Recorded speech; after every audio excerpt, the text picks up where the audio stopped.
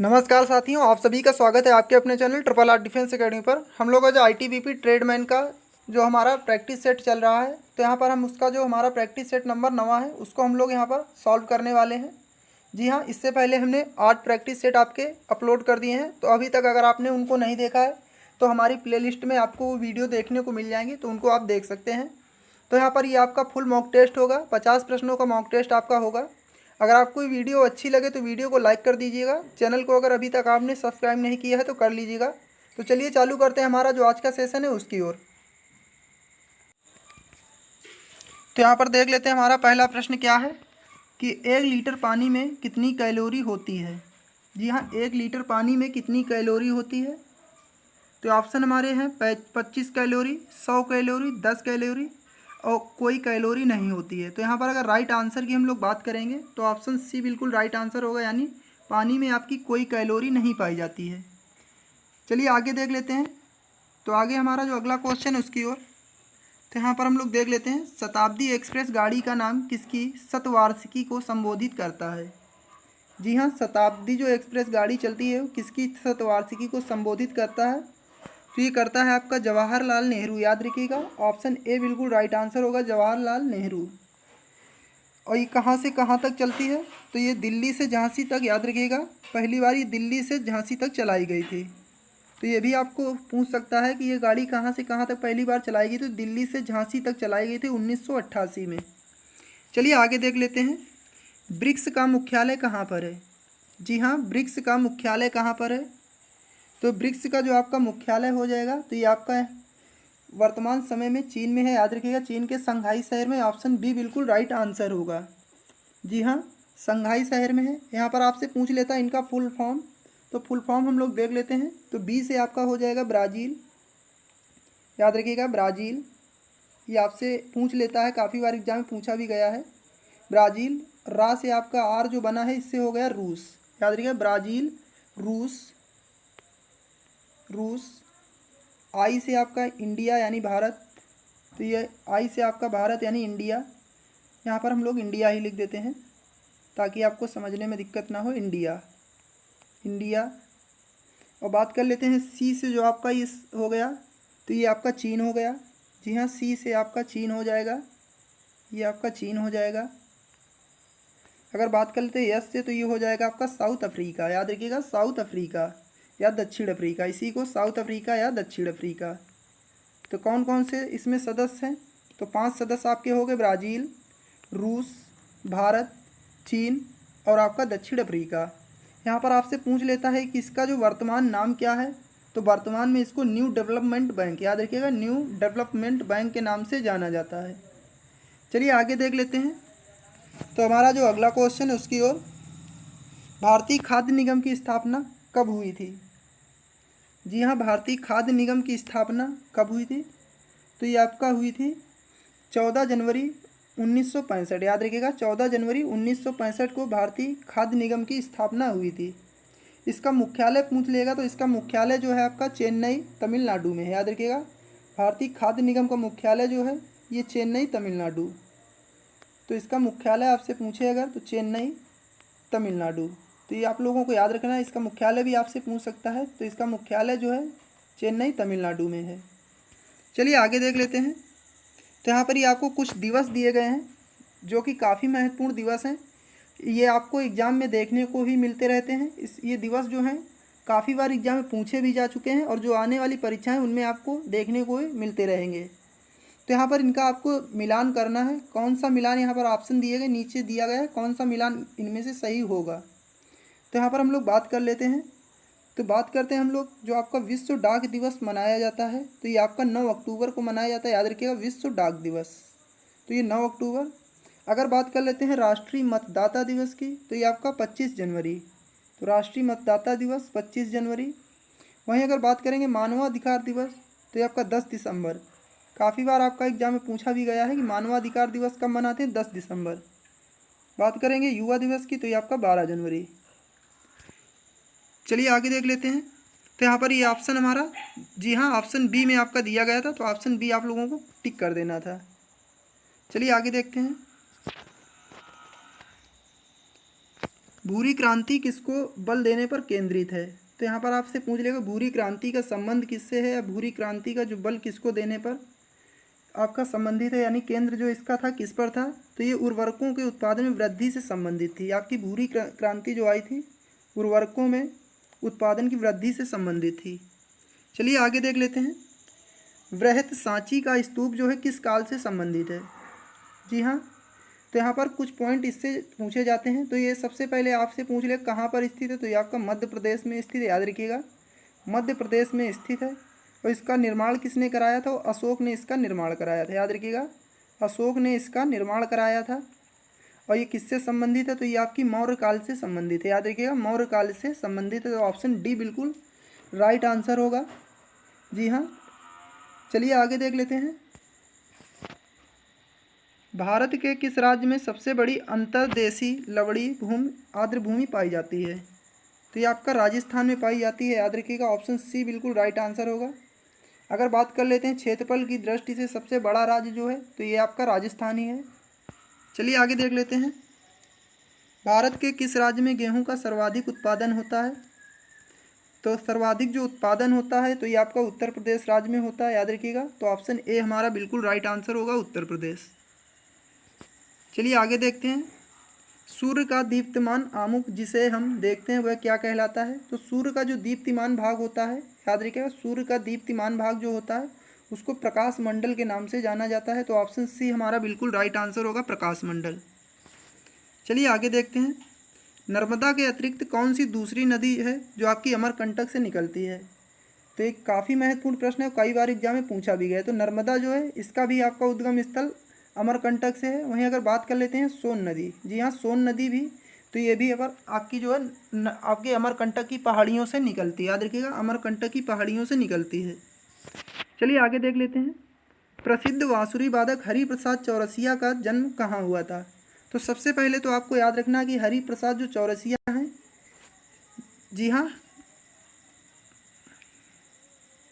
तो हरिप्रसाद चौरसिया जी जो हैं ये किससे संबंधित हैं? तो ये आपका संबंधित है किससे? बांसुरी वादक से, याद रखिएगा काफ़ी बार पूछा गया हरिप्रसाद चौरसिया का किस वाद्य यंत्र से संबंध है? तो ये बांसुरी से संबंध है।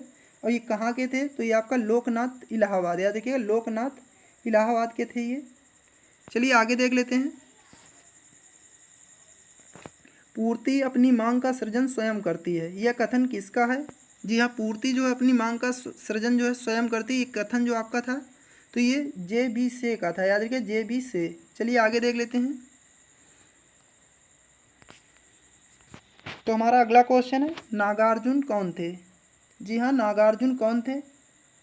तो आपको बताना है कि नागार्जुन कौन थे। तो नागार्जुन जो थे ये आपके एक बौद्ध दार्शनिक थे, याद रखिएगा। तो ये आपके एक बौद्ध दार्शनिक थे। तो ऑप्शन डी हमारा बिल्कुल राइट आंसर होगा। तो ये क्या थे? ये बौद्ध दार्शनिक थे, याद रखिएगा आप लोग एक ये बौद्ध दार्शनिक थे। चलिए आगे देख लेते हैं। तो यहाँ पर आपको बताना है कुछ वर्ष पहले किस एशियाई देश ने अपना राष्ट्रगान बदल दिया है?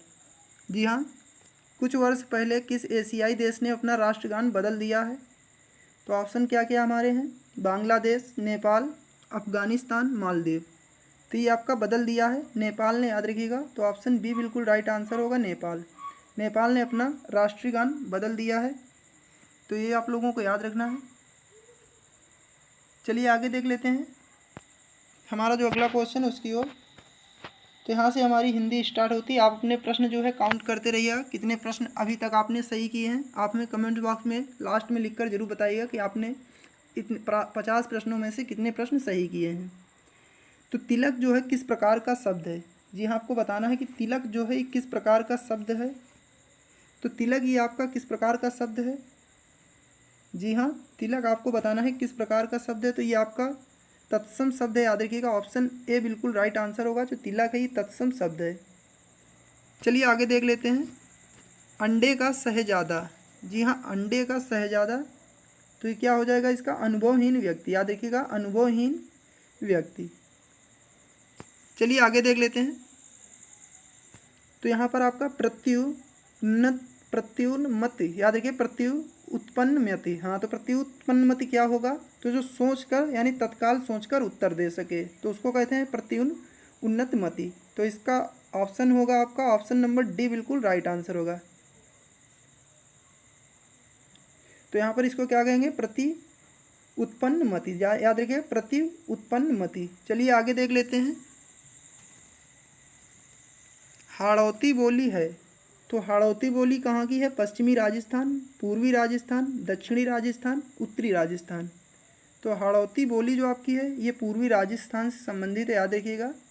काफ़ी बार एग्जाम में पूछा गया है कि हाड़ौती बोली जो है कहाँ पर बोली जाती है, तो पूर्वी राजस्थान में बोली जाती है। चलिए आगे देख लेते हैं। प्रेमचंद के अधूरे उपन्यास का नाम क्या है। तो सबसे पहले आपको देख लेना है गबन, रंगभूमि, सेवा सदन, गोदान। जी हाँ, एक यहाँ पर और नोट कर लीजिएगा, गोदान, गोदान। और एक आपका पंच परमेश्वर। ये रचनाएं इनकी हैं, याद रखिएगा ये इनकी रचनाएं हैं। तो पंच परमेश्वर ये इनकी महत्वपूर्ण रचनाएं हैं जो आपसे कई बार पूछी गई हैं एग्जाम में। तो यहाँ पर आपसे क्या पूछा गया, अधूरा इनका उपन्यास कौन था। तो ये मंगलसूत्र उपन्यास इनका अधूरा उपन्यास था, काफ़ी बार एग्जाम में पूछा गया है। तो इनके अधूरे उपन्यास का नाम क्या था, तो मंगलसूत्र नाम था। चलिए आगे देख लेते हैं। पार्थिव का अर्थ क्या होता है। जी हाँ, पार्थिव का अर्थ जो क्या होता है, जिसका संबंध जो है पृथ्वी से उसे क्या कहते हैं, तो उसे पार्थिव कहा जाता है। याद रखिएगा उसे पार्थिव कहा जाता है, जिसका संबंध जो है पृथ्वी से होता है। चलिए आगे देख लेते हैं। उद्दत का विलोम शब्द क्या होगा। जी हाँ, उद्दत का विलोम शब्द क्या होगा, सौख, विनीत, उत्तम, कोमल। तो उद्दत का जो विलोम शब्द होगा ये आपका विनीत होगा। ऑप्शन बी बिल्कुल राइट आंसर होगा, विनीत। चलिए आगे देख लेते हैं। घर का पर्यायवाची शब्द है। जी हाँ, घर का पर्यायवाची शब्द कौन सा है, विहार, इला, आश्रम और गेह। तो इनमें से आपको बताना है कि घर का पर्यायवाची कौन सा है। जी हाँ, घर का पर्यायवाची आपको बताना है कौन सा होगा। तो घर का पर्यायवाची यहाँ पर आपका हो जाएगा ऑप्शन डी बिल्कुल राइट आंसर होगा, गेह। याद रखिएगा घर का जो पर्यायवाची होता है तो ये आपका गेह होता है। चलिए आगे देख लेते हैं। आगे हम लोग बात करेंगे। तो यहाँ पर आपको विपरीतार्थक शब्द चुनना है। जी हाँ, विपरीतार्थक शब्द आपको चुनना है।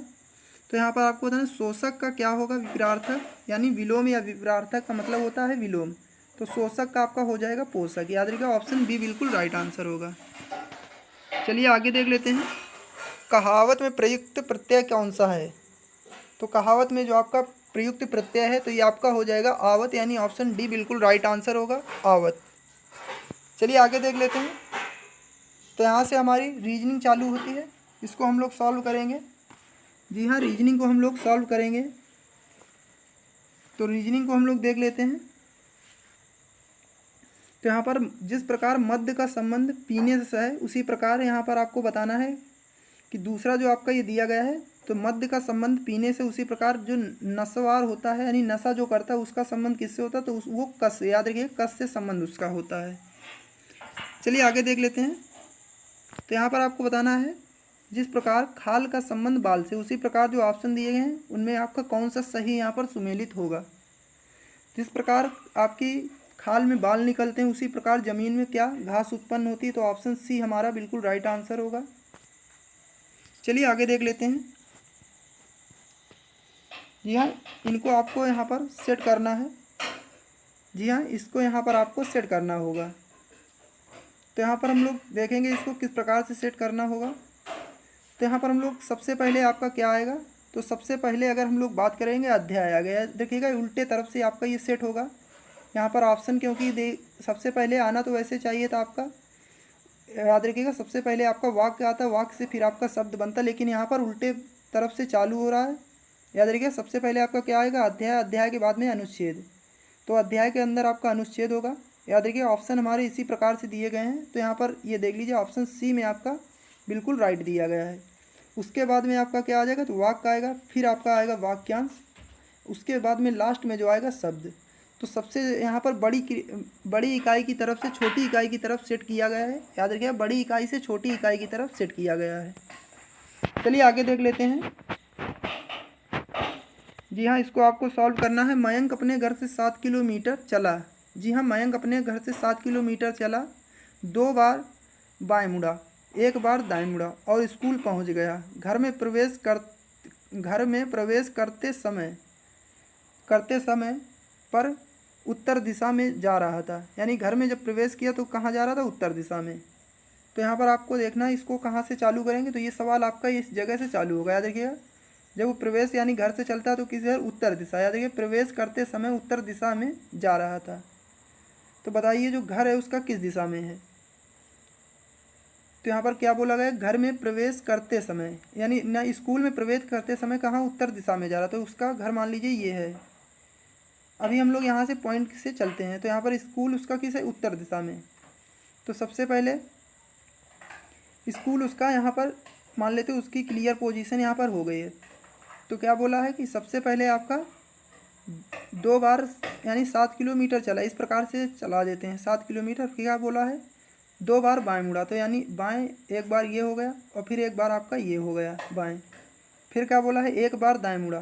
तो यहाँ पर देख लीजिए ये आपका 1 बार दाएं मुड़ेगा तो इस प्रकार से ऊपर की दिशा आ जाए, यानी स्कूल जो होगा आपका उत्तर दिशा में सेट हो जाएगा। तो उसने क्या पूछा है, उसका जो घर है किस दिशा में था, तो घर उसका कहाँ पर था, तो ये पश्चिम दिशा में। याद रखिएगा पश्चिम दिशा में उसका घर था, क्योंकि पश्चिम से चला ये 7 किलोमीटर, फिर बाएं मुड़ा, फिर बाएं मुड़ा और एक बार दाएं मुड़ा। तो यहाँ पर आपका राइट आंसर क्या होगा, पश्चिम। चलिए आगे देख लेते हैं। तो इसको आपको सॉल्व करना है कि रंजन काली से बड़ी है, काली पिंकू से बड़ी है, और यदि बापी जो है काली से छोटा है परंतु राम से बड़ा है, तो सबसे बड़ा कौन होगा। तो देख लेते हैं यहाँ पर क्या बोला है कि रंजन जो है काली से बड़ा, तो मान लेते हैं ये आपका रंजन हो गया, किससे बड़ा है, काली से बड़ा। और फिर यहाँ पर आपका बापी जो है काली से छोटा है, तो बापी यहाँ पर ये आ जाएगा बापी। और क्या बोला गया है, परंतु राम से बड़ा है, तो राम यहाँ पर आपका राम से बड़ा हो जाएगा।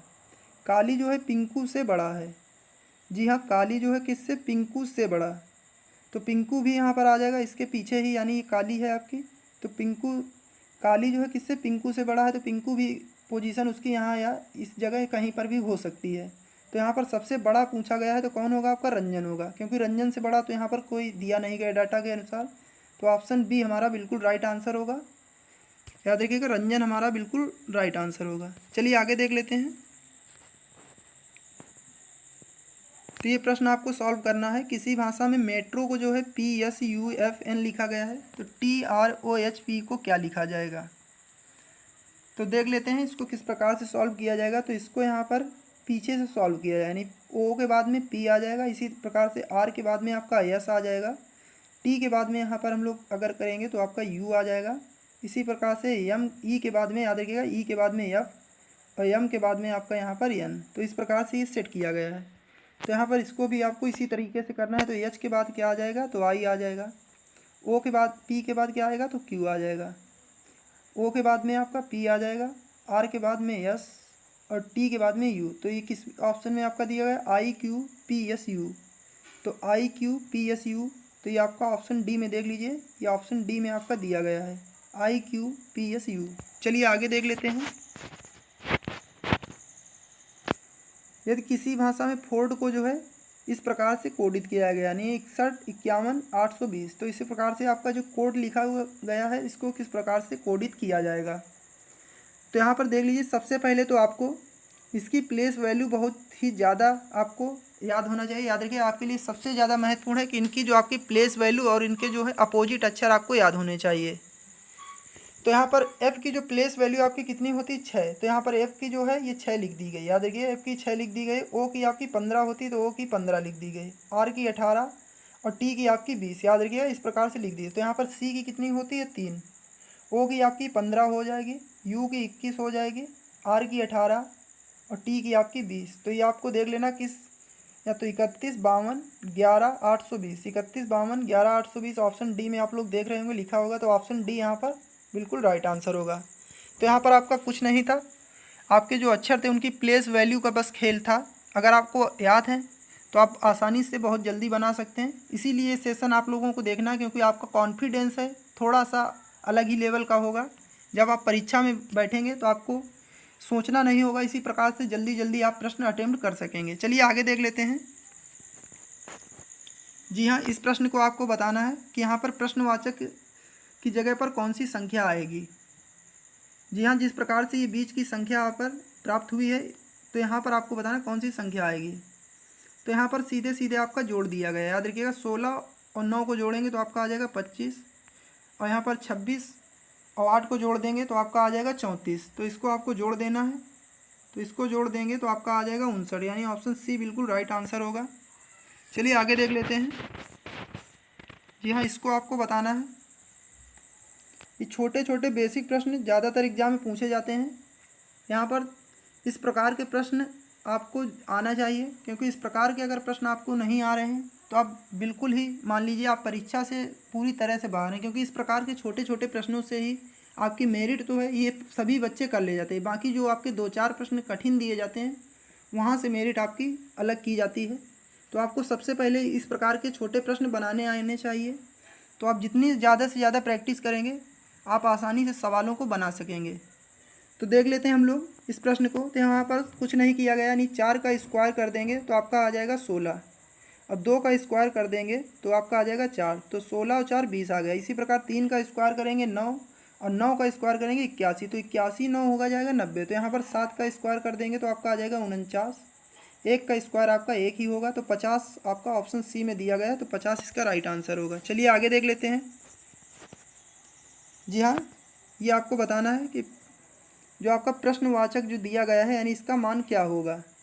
तो देख लीजिए इसको किस प्रकार से सॉल्व करना है। यानी मान लेते प्रश्नवाचक की जगह पर हम यक्स रख लेते हैं। यक्स का 37 दशमलव कितना है, 37.5। याद रखिए 37.5। तो परसेंटेज का निशान हटाएंगे, नीचे 100 लेकर आएंगे। याद रखिएगा ये दशमलव है, दशमलव का निशान हटा दें यहाँ से तो ये 0 नीचे आ जाएगा। और यहाँ पर ये आपका दे दिया गया है 375 के, यानी 375 बराबर के। तो अब इस ये 375 से ये 375 आपका कट जाएगा। याद रखिएगा, या तो आप इसको पलट देंगे तो 1000 आपका ऊपर चला जाएगा, तब भी ये आपका क्या होगा, कट जाएगा। याद रखिएगा, तो आपका आंसर क्या निकल कर आ जाएगा, 1000। तो ऑप्शन सी बिल्कुल राइट आंसर होगा। चलिए आगे देख लेते हैं। जी हाँ, ये आपको बताना है। तो कलाकार, जिस प्रकार कलाकार का जो संबंध किससे है, मंडली से, उसी प्रकार यहाँ पर ऑप्शन में बताना है संबंध आपको दर्शाना है। जी हाँ, तो यहाँ पर आपका जो आपका ढोर में क्या आ जाते हैं, तो ढोर पे आपके गल्ला आ जाता है। तो ऑप्शन डी बिल्कुल राइट आंसर है। ढोर का संबंध जो होगा गल्ला से होगा। चलिए आगे देख लेते हैं। तो यहाँ पर पर्वत में ऊंचाई होती है, इसी प्रकार से आपको बताना है। जी, पर्वत का संबंध ऊंचाई से है। तो घाटी में क्या होगी, सुंदरता होगी, यानी नदी में क्या होगा, पानी, चंद्रमा में बिंब। तो यहाँ पर कंदरा, याद रखिएगा कंदरा में क्या होती है आपकी, तो कंदरा में आपकी गहराई आ जाती है। तो ऑप्शन यहाँ पर आपका डी बिल्कुल राइट आंसर होगा। जिस प्रकार पर्वत में ऊंचाई होती है उसी प्रकार कंदरा जो होता है इसमें गहराई होती है। चलिए आगे देख लेते हैं। जी हाँ, यह प्रश्न आपको सॉल्व करना है। तो यहाँ पर क्या लिखा हो, 7 सदस्यों का एक समूह एक पंक्ति में बैठा है। तो यहाँ पर देख लेते हैं क्या लिखा हो, 7 सदस्य हैं एक पंक्ति में बैठे, यानी एक पंक्ति जो बना दी गई, इस प्रकार की सीधी पंक्ति बना दी गई। यहाँ पर क्या बोले, एक्स की स्थिति वाई के बाईं ओर है और ओ के दाहिनी ओर है। याद रखिएगा, पी की स्थिति वाई के दाहिनी ओर। तो यहाँ पर सबसे पहले आप लोग क्या करेंगे, एक्स को बिठा देंगे, यानी एक्स, ये आपका एक्स हो गया। याद रखिएगा ये एक्स हो गया। अब एक्स की स्थिति की इसके वाई के बाईं ओर, तो वाई यहाँ पर आपका होगा कहीं पे। याद रखिएगा, जब वाई आपका यहाँ पर होगा तो वाई का जो, माफ़ करिएगा, वाई आपका यहाँ पर नहीं, वाई आपका आ जाएगा इधर, क्योंकि क्या बोला है वाई के बाईं, तो वाई का बायां जो होगा ये हो जाएगा। यक्स जो है वाई के बाएं और ओ के दाहिने, तो ओ आपका यहाँ पर आ जाएगा। याद रखिए ओ यहाँ पर आ गया।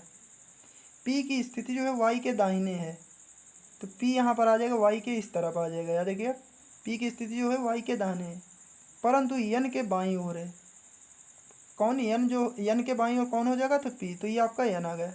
और एम की स्थिति जेड के बाईं ओर है, तो जेड तो अभी यहाँ पर दिया नहीं गया। और क्या बोला, जो ओ के बिल्कुल बाईं ओर है, तो एम की स्थिति किसके, जेड के बाईं ओर, और जो कि किसके, ओ के बाईं ओर है, यानी एम की स्थिति जेड के बाईं। तो एम मान लेते हैं यहाँ पर, ये आ गया आपका। याद रखिए ये आपका यहाँ पर आ गया एम। याद रखिए एम यहाँ पर ये आ गया। क्या बोला है, ओ के बाईं ओर एम की स्थिति, एम की स्थिति जेड के बाईं, तो जेड के बाईं और ओ के बाईं ओर। तो यहाँ पर थोड़ा सा देख लेते हैं हम लोग। तो यहाँ पर आपसे क्या बोल रहा है, तो मान लेते हैं यहाँ पर आपका यम भी इधर ही आ जाएगा। यम के बाद में क्या होगा, जेड के बाएं। यहाँ पर कुछ थोड़ा सा गड़बड़ है, देख लेते हैं एक बार फिर से इसको। क्या लिखा हुआ है, एम की स्थिति जो है जेड के बाएं। तो मान लेते हैं एम ये है, तो यहाँ पर थोड़ा सा ये अलग होगा, क्योंकि यहाँ पर क्या बोला कि जेड की स्थिति जो होगी तो वो एम के बाईं ओर होगी। तो जेड आपका यहाँ पर होगा, याद रखिएगा। और क्या लिखा हुआ, ओ के बाईं ओर है। एम की स्थिति जो है जेड के दाईं होगी, याद रखिए, जेड के दाईं होगी और ओ के बाईं। तो एम की स्थिति आपकी ओ के बाएं आ जाएगी और जेड के दाईं हो जाएगी। तो यहाँ पर आपका थोड़ा सा ये लिखने में यहाँ पर यानी टाइपिंग की मिस्टेक है। तो अब आपसे क्या पूछ रहा है, बीच का जो कौन सा होगा। तो यहाँ पर बीच का आपसे पूछा है, तो बीच का आप वैसे भी निकाल सकते हैं, क्योंकि यहाँ पर इनकी आपकी पोजीशन नहीं भी क्लियर होती है तब भी आप निकाल सकते हैं, क्योंकि बीच का हमारा कौन हो जाएगा, यक्स हो जाएगा, याद रखिएगा। तो बीच का हमारा कौन होगा, तो बीच का हमारा हो जाएगा यक्स, याद रखिएगा। यक्स हमारा बीच में बैठा हुआ है, क्योंकि यहाँ पर इनकी अगर पोजीशन नहीं भी क्लियर है तो भी हमारा बीच का निकल कर आ गया। चलिए आगे देख लेते हैं। जी हाँ, इसमें आपको त्रिभुजों की संख्या बताना है। तो यहाँ पर हमने काफ़ी बार कराए हैं, तो देख लीजिए इसको किस प्रकार से करना है। जी हाँ, इसको देख लेते हैं। तो यहाँ पर सबसे पहले 1 2 3 और 4, अब इनको आपस में जोड़ लेना है। तो 4 और 3 7, 2 9 1 10।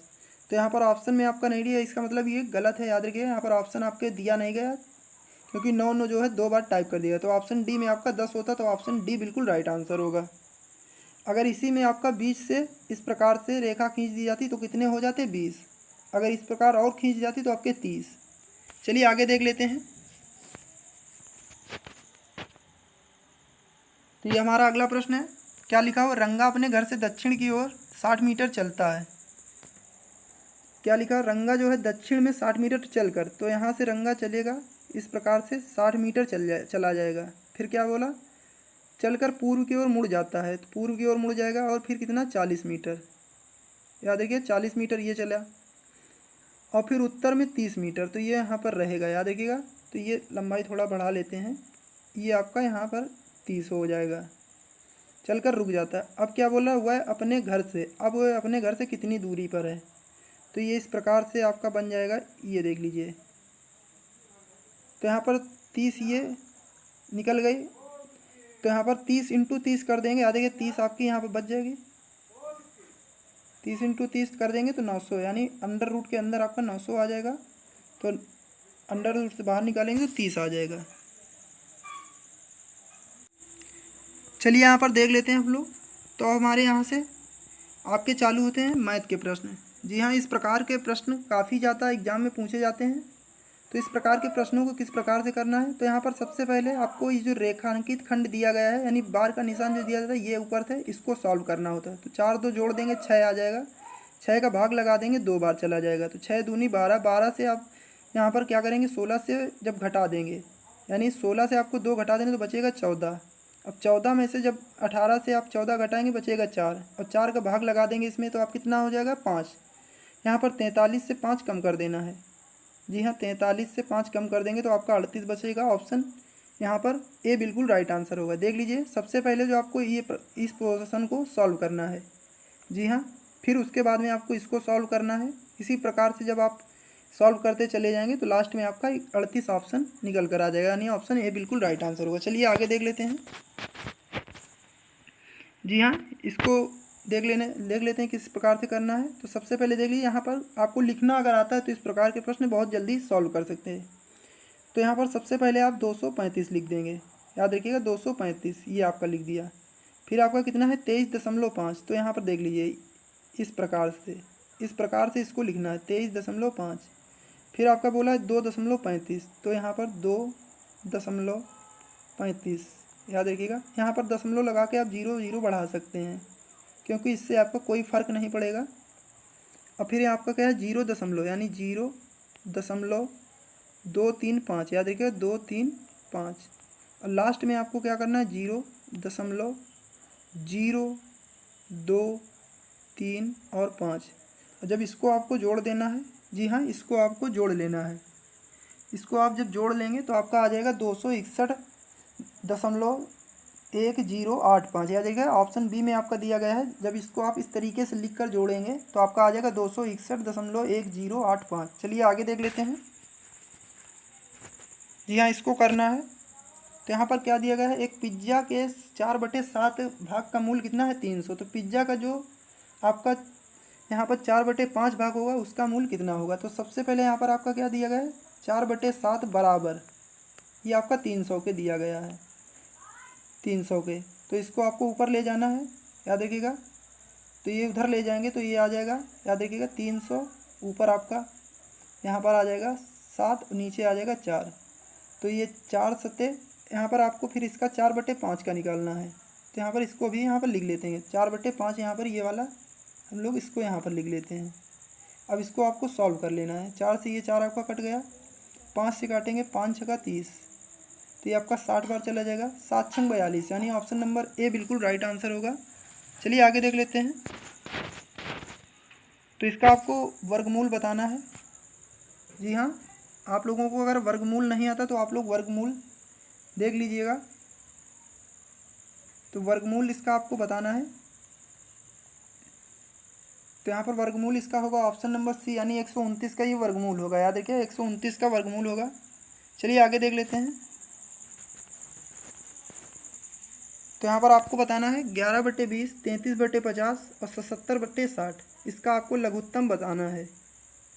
जी हाँ, इसका लघुत्तम आपको बताना है। तो इसका जब लघुत्तम, यानी याद रखिएगा इनका आपको लघुत्तम निकाल देना है और नीचे जो बचे उसका महत्तम। और यहाँ पर जो आपका आ जाएगा लघुत्तम से महत्तम का भाग दे देना है।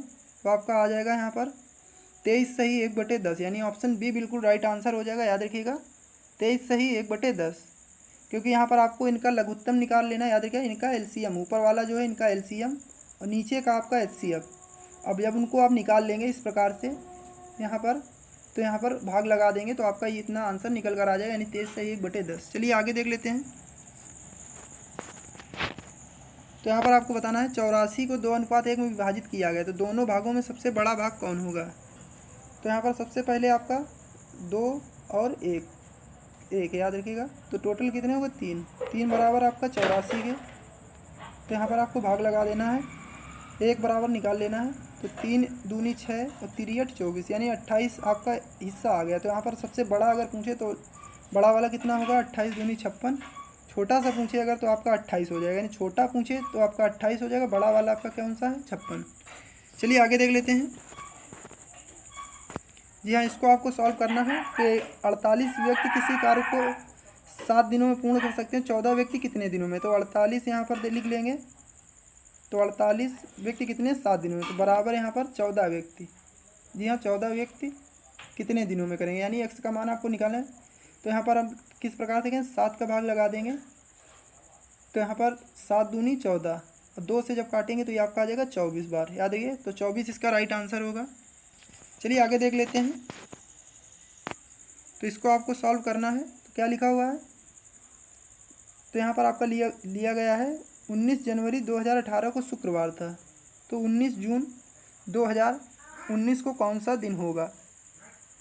जी हाँ, 19 जून 2000 जो आपका यहाँ पर 19 होगा उसको कौन सा दिन होगा। तो सबसे पहले यहाँ पर आप क्या करेंगे, 19 जून 2019 का दिन निकाल लेंगे। याद रखिए 19 जनवरी 2019।